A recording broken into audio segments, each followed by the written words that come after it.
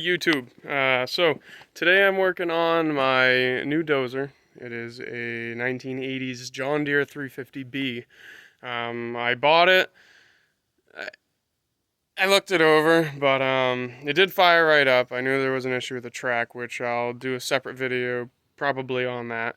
It had a blown hydraulic line for lifting. I'll just turn this around for lifting and lowering my 6-way blade. It's this one right here. So that blew out.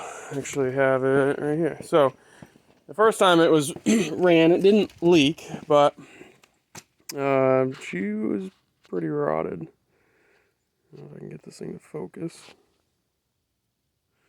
Yeah, not much of that. So anyways, so I got that fixed, and I knew there's a couple more I gotta pay attention to. I'll probably refresh those at some point.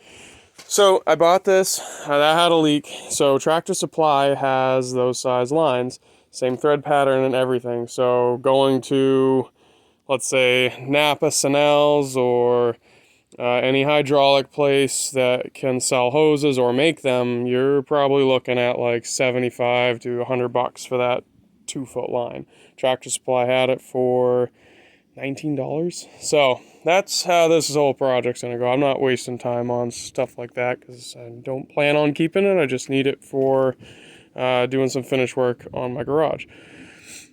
So I got that all together. I got a new battery in it because it wouldn't start. I started on the trailer, and then apparently the battery didn't want to work again. So I got all the sludge cleaned out of here, and unfortunately it pitted some of the lines. But this outer line, which is for my tilt side to side, or we'll call it tilt side to side instead of tilt up and down. No, we'll just call it a turn. Anyways, that's my turn line left and right. And that leaks the minute that I turn this. So I gotta pull that hard line out right now. And I gotta take that to probably Napa Sanels or one of the other places and have them make it. Hard lines are different. But hoses, there's no point in paying a ton of money for them. So I've done a bunch of stuff. I'll just hit it real quick. And so this ran great. So I did an oil change. I did fuel filters. I'll see if I can add pictures of what the bowls look like, but glass bowls. So it had off-road in it. I cleaned them, and I went and got the on-road diesel so that I could kind of watch it change, and I knew when it would pretty much burnt out of anything that was in the line. So now you can see they're nice and clean, but I had to wipe them and spray them down with carb clean all the sludge out of it. So I did those 2 filters, oil change.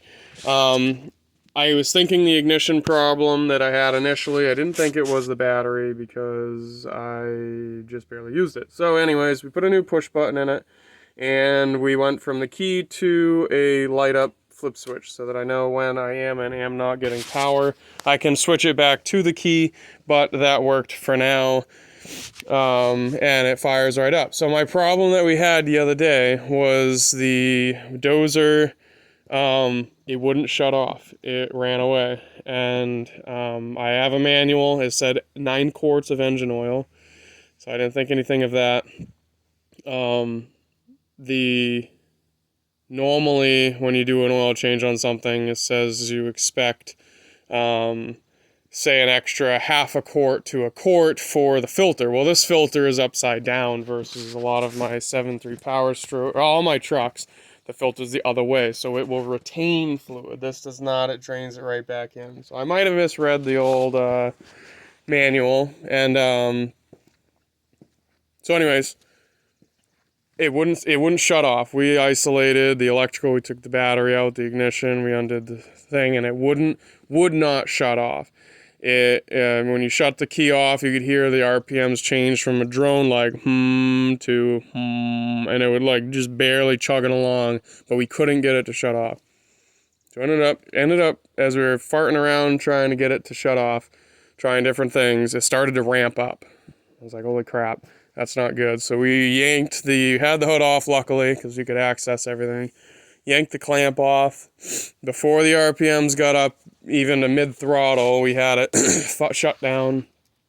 And so I was thinking that maybe this had failed, my fuel injection pump. But I was like, that doesn't make sense because it worked fine the other day. But just in case the dead battery had maybe made something malfunction, I went to John Deere. They wanted a remand one for $2,100 or $2,300 for that stupid pump. I was like, no way am I going to do that. And then the parts guy was like, hey, you said you did an oil change. Yep. He goes, did you put too much oil in it? And I said, I don't think so. It said 9 quarts. Anyways, I came home, contacted another guy. I was looking for a couple parts. Mentioned that to him. And he goes, did you put too much oil in it? I said, geez, you're the second guy in 2 hours to tell me that. I came out and I looked at it. It was full. I drained some out of my oil drain plug at the bottom of the block. And I re-added it till it was at the appropriate amount. And this thing fires up. Just show you that all my gauges do work, but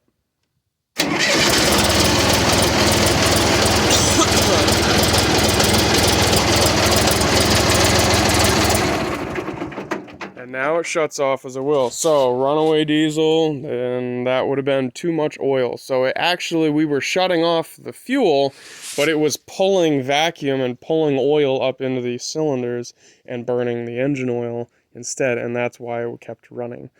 So that was that, and now I'm going to be taking apart this hydraulic line. I got to pull the seat out, and then I got to undo those clamps, take this box cover back off, undo the fitting there, and I need to snake that out. The other connection is right in the middle of the seat. You can see it from down underneath the back.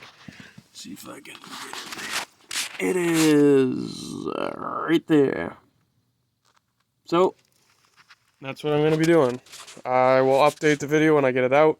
I can show the hole and all that stuff. But I just want to cover pretty much the beginning to end, and I'll upload that. And I don't know.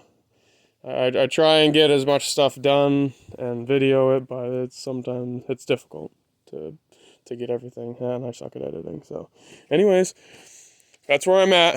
Just tackling some small stuff, and I will show you that track later.